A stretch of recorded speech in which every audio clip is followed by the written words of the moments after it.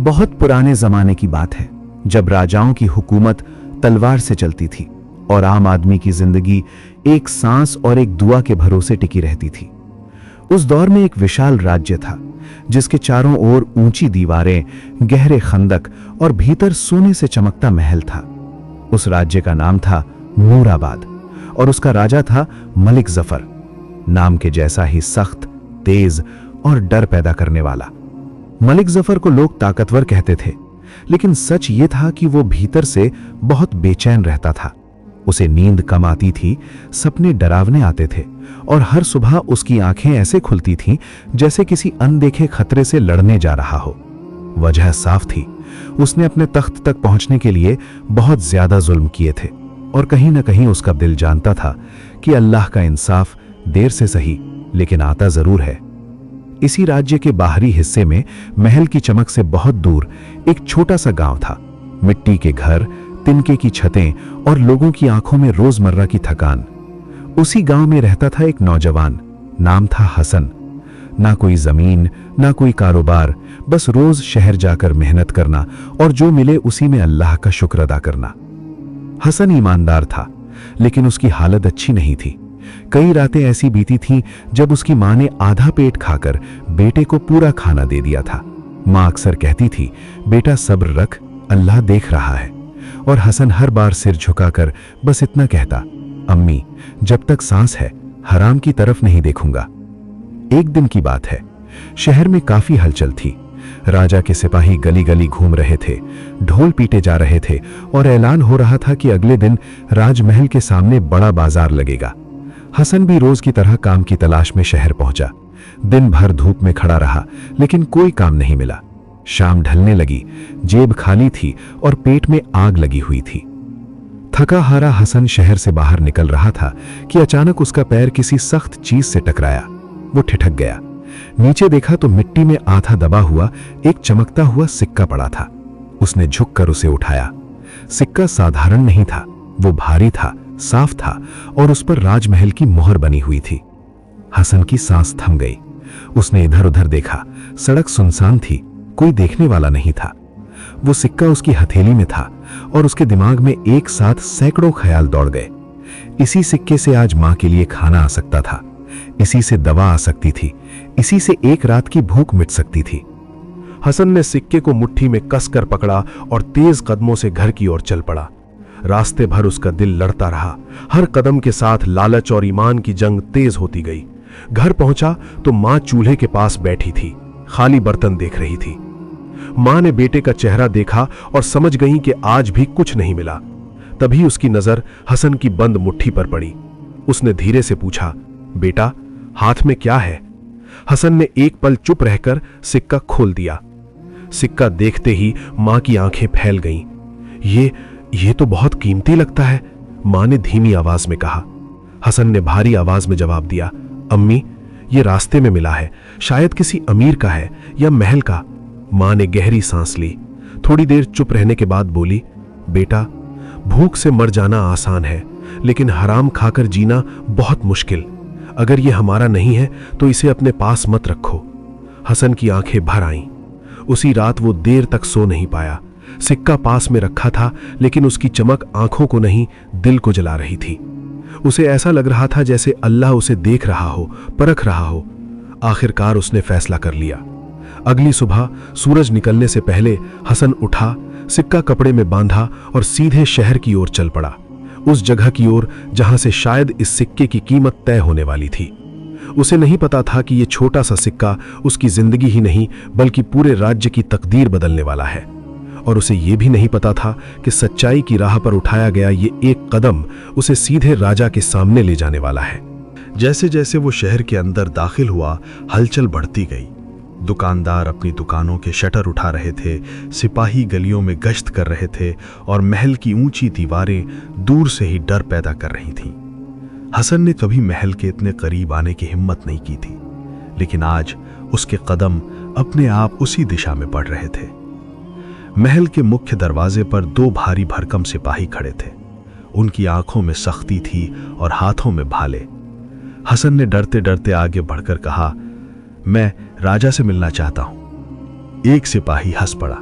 राजा से? और तू कौन है? हसन ने गर्दन झुकाकर कहा, एक मामूली आदमी, लेकिन मेरे पास राजा की अमानत है। ये सुनते ही दोनों सिपाहियों की हंसी रुक गई। उन्होंने एक दूसरे को देखा। फिर एक सिपाही ने सख्त आवाज में कहा, यहां खड़ा रह। थोड़ी देर बाद एक दरबारी बाहर आया, रेशमी कपड़े, भारी अंगूठियां और नाक में घमंड। उसने हसन को ऊपर से नीचे तक देखा और पूछा, क्या है तेरे पास? हसन ने कपड़ा खोला।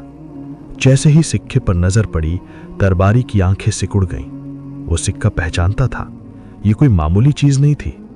मेरे साथ चल, उसने कहा। हसन के पैर कांप रहे थे, लेकिन वो चुपचाप उसके पीछे चल दिया। लंबी गलियां, ऊंचे खंभे और दीवारों पर उकेरी हुई जंग की कहानियां, सब कुछ उसे छोटा बना रहा था। आखिरकार वो दरबार में पहुंचा। राजा मलिक जफर अपने तख्त पर बैठा था। चेहरे पर कठोरता थी, लेकिन आंखों में थकान छुपी नहीं थी। जैसे ही हसन ने सामने आकर सिर झुकाया, दरबार में सन्नाटा छा गया। हसन ने कांपते हाथों से सिक्का आगे बढ़ाया और कहा, हुजूर, ये मुझे रास्ते में मिला, ये मेरा नहीं है। राजा की आंखें सिक्के पर टिक गईं। एक पल के लिए उसके चेहरे का रंग बदल गया। ये वही सिक्का था जो वो कई दिनों से ढूंढवा रहा था।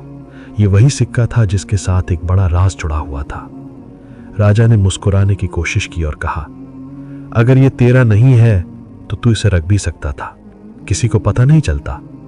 हसन ने धीरे से जवाब दिया, हुजूर, अल्लाह को पता चल जाता। दरबार में फुसफुसाहट फैल गई। किसी गरीब आदमी का इस तरह राजा के सामने अल्लाह का नाम लेना सबको चौंका गया। राजा ने आगे झुककर पूछा, अगर मैं कहूं कि यह सिक्का तेरे लिए इनाम है तो? हसन ने सिर और झुका लिया। हुजूर, इनाम उसी चीज का अच्छा लगता है जो ईमान से मिले। हराम इनाम भी बोझ बन जाता है। राजा ने गहरी सांस ली। उसने अपने वजीर की तरफ देखा। वजीर ने धीरे से कहा, हुजूर, इसकी परीक्षा ली जानी चाहिए। राजा ने आदेश दिया, इसे महल में ठहराया जाए। आज की रात इसे हर सहूलियत दी जाए। सुबह देखा जाएगा कि इसकी नीयत क्या है। हसन कुछ समझ नहीं पाया, लेकिन आदेश का मतलब साफ था। उसे महल के कमरे में ले जाया गया। वो कमरा किसी राजा के कमरे से कम नहीं था। नरम बिस्तर, साफ पानी और खाने से भरी थाली। हसन थाली को देखता रहा। इतनी नेमतें उसने कभी एक साथ नहीं देखी थी। लेकिन उसने खाने से पहले हाथ उठाकर दुआ मांगी, या अल्लाह, मुझे आजमा रहे हो तो मुझे कामयाब करना। रात गहरी होती गई। कमरे में शांति थी, लेकिन हसन के दिल में तूफान चल रहा था। उसे बार बार लग रहा था कि कोई उसे देख रहा है, जैसे दीवारें भी उसकी नीयत को तौल रही हो। आधी रात के बाद दरवाजा धीरे से खुला। एक आदमी अंदर आया, चेहरा ढका हुआ। उसने मेज पर एक और थैली रख दी। थैली में सिक्कों की आवाज साफ सुनाई दे रही थी। वो आदमी फुसफुसाया, अगर ये सब ले लो तो सुबह राजा से कुछ नहीं कहना पड़ेगा। हसन की सांस रुक गई। यह असली इम्तिहान था। उसने थैली की तरफ देखा, फिर अपनी हथेली को देखा और फिर आसमान की तरफ नजर उठाई। उसकी आंखों से आंसू गिर पड़े। अगर आज मैं गिर गया तो जिंदगी भर उठ नहीं पाऊंगा। तुम ये सब वापस ले जाओ। वो आदमी कुछ पल खड़ा रहा, फिर बिना कुछ कहे चला गया। सुबह होते ही हसन को दरबार में बुलाया गया। राजा की नजरें उसकी आंखों में थीं, जैसे वो उसके दिल के अंदर झांक रही हों। राजा ने पूछा, रात कैसी रही? हसन ने सच्चाई बता दी। पूरा दरबार सन्न रह गया। राजा के हाथ कांपने लगे, क्योंकि अब ये कहानी सिर्फ एक सिक्के की नहीं रह गई थी। ये कहानी बन चुकी थी राजा और उसके ज़मीर की, और असली फैसला अब बाकी था। दरबार में अजीब सी खामोशी छा गई थी। राजा मलिक जफर की नजरें अब भी हसन पर टिकी हुई थीं, लेकिन उस नजर में अब सख्ती नहीं थी, बल्कि एक अनकहा डर था। ऐसा डर जो तलवार से नहीं, सच्चाई से पैदा होता है। हसन सर झुकाए खड़ा था। उसे नहीं पता था कि अगले पल उसकी किस्मत बदलेगी या बिगड़ जाएगी। राजा ने धीरे धीरे अपने तख्त से उठकर 2 कदम आगे बढ़ाए। पूरे दरबार ने पहली बार देखा कि मलिक जफर के चेहरे पर घमंड नहीं, बल्कि बोझ था। उसने भारी आवाज में पूछा, तू जानता है ये सिक्का क्या है? हसन ने सर हिलाकर कहा, नहीं हुजूर, मैं बस इतना जानता हूं कि ये मेरा नहीं था। राजा ने एक गहरी सांस ली, जैसे किसी पुराने जख्म को कुरेदना पड़ रहा हो। उसने वजीर की ओर इशारा किया। वजीर ने सिपाहियों को दरबार खाली करने का हुक्म दिया। एक एक करके लोग बाहर जाने लगे। कुछ ही देर में दरबार में सिर्फ राजा, वजीर और हसन रह गए। राजा ने धीमी आवाज में कहना शुरू किया, यह सिक्का साधारण नहीं है हसन, यह मेरे पिता का था। उन्होंने इसे मुझे एक दिन दिया था और कहा था, जिस दिन यह सिक्का तेरे हाथ चलाने लगे, समझ लेना कि तू रास्ता भटक गया है। हसन चुपचाप सुनता रहा। राजा आगे बोला, इस सिक्के से जुड़ा एक और राज है। जब मैंने तख्त संभाला, उस वक्त खजाना खाली था। मैंने लोगों पर जुल्म किया, गलत टैक्स लगाए, और उसी हराम दौलत की पहली निशानी यही सिक्का था। कई रातों से यह सिक्का मेरे सपनों में आ रहा है, और अब यह तेरे हाथों में पहुंच गया है। राजा की आवाज भर आ गई। हसन ने हिम्मत करके पूछा, हुजूर, अगर यह हराम से आया है तो फिर इसकी जगह आम लोगों के हाथों में कैसे पहुंची? राजा ने कड़वी हंसी हंसी। क्योंकि हराम कभी एक जगह नहीं टिकता, वो घूमता है, भटकता है, और आखिरकार सच्चाई के सामने आ ही जाता है। कुछ पल खामोशी रही, फिर राजा ने अचानक सख्त लहजे में कहा, हसन, मैं तुझे एक और इम्तिहान देना चाहता हूं। हसन का दिल जोर से धड़क उठा। जो हुक्म हुजूर। राजा बोला, इस सिक्के को लेकर तू आज शहर के बाजार में जाएगा, सबके सामने इसे बेचने की कोशिश करेगा। मैं देखना चाहता हूं कि लोग इसकी कीमत क्या समझते हैं। हसन चौंक गया। लेकिन हुजूर, राजा ने बात काट दी, डर मत, कोई तुझे नुकसान नहीं पहुंचाएगा, लेकिन याद रख, तू सच बोलेगा चाहे कुछ भी हो। कुछ ही देर में हसन बाजार में खड़ा था। राजा के सिपाही दूर से नजर रखे हुए थे, लेकिन कोई ये नहीं जानता था कि वो आदमी राजा के हुक्म पर यहां खड़ा है। हसन ने सिक्का हाथ में लिया और आवाज लगाई, पुराना सिक्का है, कीमती है। पहला आदमी पास आया। उसने सिक्का देखा और बोला, मैं इसे एक रोटी के बदले ले सकता हूं। दूसरा आया, बोला, इससे तो ज्यादा मिट्टी की कीमत है। तीसरा आया, एक साहूकार। उसने सिक्का पलटा, परखा और धीरे से कहा, मैं जानता हूं ये क्या है, लेकिन इसे रखना मुसीबत मोल लेना है। इसे अपने पास रखकर तू जिंदा नहीं रहेगा। हसन के माथे पर पसीना आ गया। वो समझ गया कि यह सिक्का सिर्फ सोना नहीं, डर भी है। अचानक एक बूढ़ा फकीर वहां आकर रुका। फटे कपड़े, झुकी हुई पीठ और आंखों में अजीब सी चमक। उसने सिक्के को देखा और मुस्कुराया। बोला, बेटा, इसकी कीमत लोग नहीं तय करते। हसन ने पूछा, तो फिर कौन तय करता है? फकीर ने आसमान की ओर इशारा किया, ऊपर वाला। इतना कहकर वो आगे बढ़ गया। बाजार में किसी ने सिक्के की सही कीमत नहीं लगाई। कोई डर गया, कोई लालची निकला, कोई बेपरवाह रहा। शाम तक हसन थक चुका था। उसने सिक्का वापस कपड़े में बांधा और महल की ओर लौट चला। दरबार में राजा इंतजार कर रहा था। राजा ने पूछा, क्या समझ आया? हसन ने जवाब दिया, हुजूर, लोगों के लिए यह सिर्फ एक धातु थी। किसी के लिए लालच, किसी के लिए डर, लेकिन किसी ने इसे अमानत नहीं समझा। राजा की आंखें नम हो गईं। और तू? हसन ने सिर झुकाकर कहा, मेरे लिए यह सिर्फ एक इम्तिहान था। राजा चुप हो गया। बहुत देर बाद बोला, हसन, आज तूने मुझे दिखा दिया कि सिक्के की असली कीमत उसकी चमक नहीं, बल्कि उसका रास्ता होता है। उसी पल राजा ने फैसला किया, एक ऐसा फैसला जो पूरे राज्य को हिला देने वाला था। लेकिन उस फैसले की कीमत अब सबको चुकानी थी। और यह कहानी अभी खत्म नहीं हुई थी, क्योंकि अगला सूरज इंसाफ का सूरज बनकर उगने वाला था।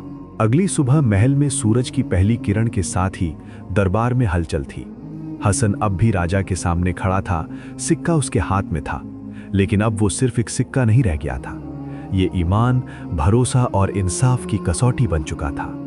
राजा मलिक जफर की नजरें अब पूरी तरह बदल चुकी थीं।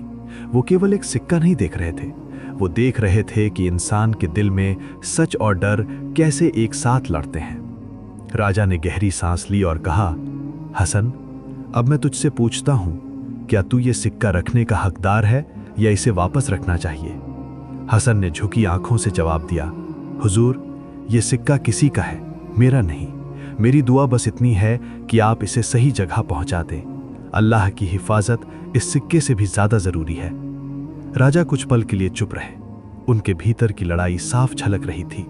उनके तख्त तक पहुंचने की दौलत और जमीर के बीच एक संग्राम चल रहा था। उन्होंने धीरे धीरे आदेश दिया कि पूरे राज्य के धन और लोगों की जानकारी एकत्र करवाई जाए। कोई भी चोरी, कोई भी हराम का रास्ता अब नजरअंदाज नहीं किया जाएगा। ये पहली बार था जब राजा खुद अपनी आंखों से अपने राज्य के हालात देखना चाहता था। बाजार, खेत और गांव, सब जगह हसन का नाम चर्चा में था। लोग पूछ रहे थे, जिसने राजा के सामने ईमान बनाए रखा कौन है? कुछ लोग हंस रहे थे, कुछ लोग डर रहे थे, लेकिन हसन चुप था। उसका सिर हमेशा झुका रहता और आंखें हमेशा आसमान की तरफ उठी रहती। वो जानता था कि इंसाफ की राह आसान नहीं होती और कभी कभी इंसान को अपनी किस्मत से लड़ना पड़ता है। राजा ने हसन को अपने साथ बुलाया और कहा, हसन, मैं चाहता हूं कि तू मेरी आंखों का सच दिखाए। क्या लोग हराम और झूठ में उलझे हैं या अब भी उनके दिल में ईमान बचा है? हसन ने उत्तर दिया, हुजूर, हर इंसान के दिल में अल्लाह की रोशनी होती है, लेकिन लालच और डर उसे ढक लेते हैं। इंसान का फर्क उसकी कोशिश और इरादे से पता चलता है। राजा ने सिर हिलाया। उन्होंने फैसला किया कि आज से राज्य में न केवल कानून लागू होंगे, बल्कि इंसाफ और ईमान को भी सम्मान मिलेगा। सिक्के की परीक्षा अब पूरे राज्य के लिए एक सबक बन गई थी। लेकिन कहानी में अभी और मोड़ आया। राजा ने हसन से कहा, हसन, मैं चाहता हूं कि तू इस सिक्के का राज खुद खोजे। ये सिक्का किसी सामान्य आदमी का नहीं है। इसके पीछे एक राज है जो सिर्फ ईमानदार और दिल से नेक इंसान ही समझ सकता है। हसन ने सिक्का अपनी हथेली में महसूस किया। अचानक उसे लगा जैसे सिक्का बोल रहा हो। उसकी धड़कनें तेज हो गईं। उसके दिल में डर और उत्सुकता दोनों थे। वो जानता था कि आगे जो भी होगा, उसके इरादे ही उसे बचाएंगे। राजा ने आगे कहा, इस सिक्के की असली कीमत केवल इसे रखने में नहीं, बल्कि इसे सही स्थान पर पहुंचाने में है, और मैं चाहता हूं कि तू ये काम करे। हसन ने धीमी आवाज में कहा, हुजूर, मैं कोशिश करूंगा। अगर अल्लाह ने मदद की तो मैं सफल हो जाऊंगा। राजा ने मुस्कुराते हुए सिर हिलाया। बस यही सही जवाब है। हसन ने तय किया कि वो सिक्का वापस महल के खजाने में रखेगा, लेकिन रास्ता आसान नहीं था। महल तक पहुंचने के लिए उसे कई लोगों की परीक्षा पार करनी थी। कुछ लालची सिपाही उसे रोकना चाहते थे, कुछ लोग उसकी ईमानदारी पर शक कर रहे थे। हर मोड़ पर हसन को डर और लालच के बीच जूझना पड़ा। एक रात जंगल से लौटते समय हसन के रास्ते में एक बुजुर्ग फकीर आया। उसकी आंखें चमक रही थीं। उसने हसन से कहा, बेटा, याद रख, हर असली ईमान की परीक्षा आग से होती है। जो ठोकर खाकर भी सही राह पर चलता है, वही असली इंसान कहलाता है। हसन ने सिर झुकाकर कहा, मैं पूरी कोशिश करूंगा। फकीर मुस्कुराया और गायब हो गया। अगले दिन हसन ने सिक्का लेकर खजाने का रास्ता पकड़ा। उसे पता था कि उसके कदमों की गहराई अब केवल उसकी हिम्मत और ईमान पर निर्भर करेगी। राजा मलिक जफर भी अपने कमरे में खड़ा था। दरवाजे के पास खड़ा सिपाही हर हलचल पर नजर रख रहा था। सब जानते थे कि आज कुछ बड़ा होने वाला है, और सच में वही हुआ। हसन ने सिक्का खजाने के सामने रखा और धीरे धीरे कहा, यह सिक्का अब अमानत है। इसे वही मिलना चाहिए जो नेक हो। राजा की आंखों में आंसू थे। वो जान गया कि सिर्फ दौलत और ताकत ही इंसान को बड़ा नहीं बनाती, बल्कि ईमान और हिम्मत ही असली ताकत है। दरबार में खामोशी थी। हर कोई ये महसूस कर रहा था कि आज न केवल सिक्का वापस आया है, बल्कि ईमान और इंसाफ की आग भी पूरी तरह जल चुकी है। और इसी आग से राजा ने खुद को बदलने का फैसला किया। उस दिन के बाद नूरगढ़ में बदलाव शुरू हुआ।